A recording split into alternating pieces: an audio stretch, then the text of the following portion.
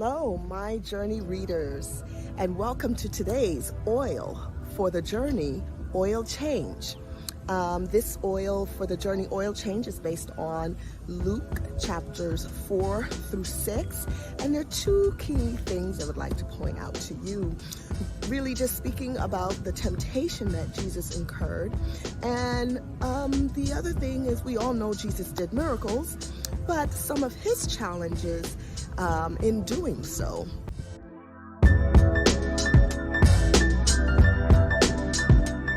So the first thing I wanted to point out, this is a setting again in, he's known to be from Nazareth, which was a small village, and Nazareth was not really the hip town. It would be more likely to our hood nowadays.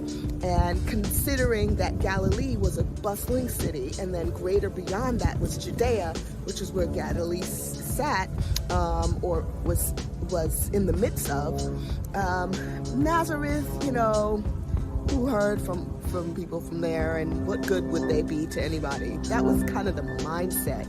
So when they knew that Jesus was from Nazareth, it wasn't a very appealing feature to come from such a small town, or if we want to say in our terms, the hood, okay? So Jesus had that against him. Now, in his temptation story, we are told in Luke chapter 4 that the devil tempted him 3 different ways. First with food, and then with power and authority over all the things, and then to mock God, in essence to try to kill himself, knowing that since he was the Messiah, the angels would save him anyway. So just mocking God. And I think that's very important to know that in this particular world, we face temptations all the time. Food represents something that's a desire, something that in essence we can't really live without. And that was in fact what the devil said. That you need food, so turn the stone into bread. And Jesus said that the word says that we can't live by bread alone, but by the word of God. Man can't live by bread alone. And so I just want to point out that in terms of sustenance, it all really boils down to God. The food we have, the air we breathe, the money we have, the people, the relationships we have in our lives, it's all God's provision. Without God, none of those things will be into fruition. So keep that in mind the next time you're tempted to do anything for something that you quote unquote need. And then also in the temptation, there's always power to be noteworthy, well-known. And if Jesus were a regular man, that would have been a big temptation again, because he was from Nazareth, a small little town, right? But Jesus knew who he was as the Messiah. He knew what his purpose was. And to be tempted with power when he already had it was not really that big for him. So for us who are Christians, who are believers, we ought to know that our power comes from God again.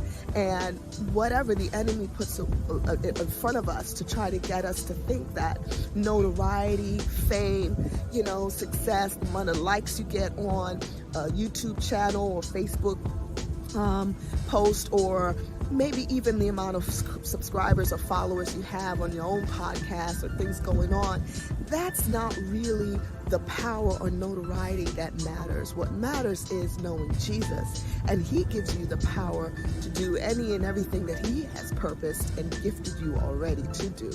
So in summation, this temptation really boils down to knowing that your sustenance, your provision, who you are in God, is way more important than your desires, your immediate needs, and way more important than any notoriety or success you seemingly want to achieve in life.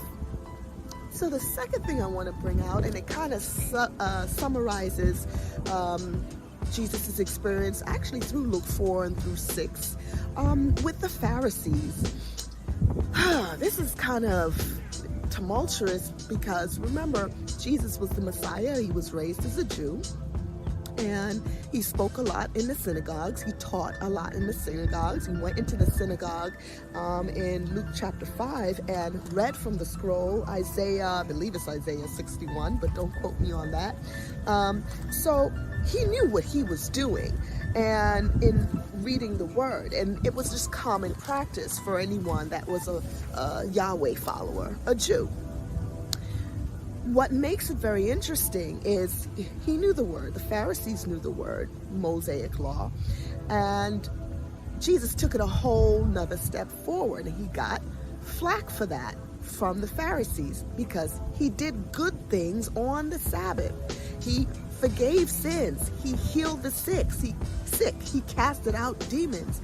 And the religious authority of that time was so gung-ho on maintaining the law, no work on the Sabbath, that they missed the needs that were blatantly before them.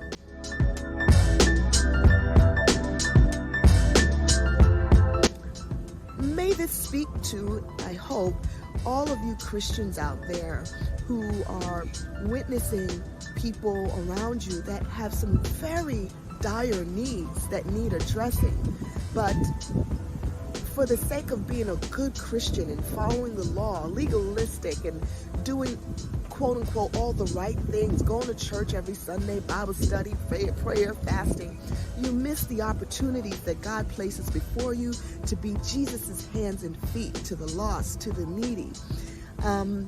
And Jesus said also that if you see someone that is hungry, to feed them. If you see someone that needs your help, give them the best of what you have to offer. If they take something from you, hey, let them keep it. These are things or teachings that is foreign to us in our modern world, but yet so important to the Christian ethic, what it means to be a Christian. It's not going to church every Sunday praying. Of course, those are spiritual disciplines and they draw you closer to knowing your God. But being Christ, being a Christian is so much more relevant, and that's what Jesus is teaching these Pharisees here. Being a follower of Yahweh is so much more relevant to the earth in your interaction with people around you than doing the daily activities that quote unquote makes you seem Christian. So I hope you got something out of this oil change. May God bless you as you journey with Him in His Word.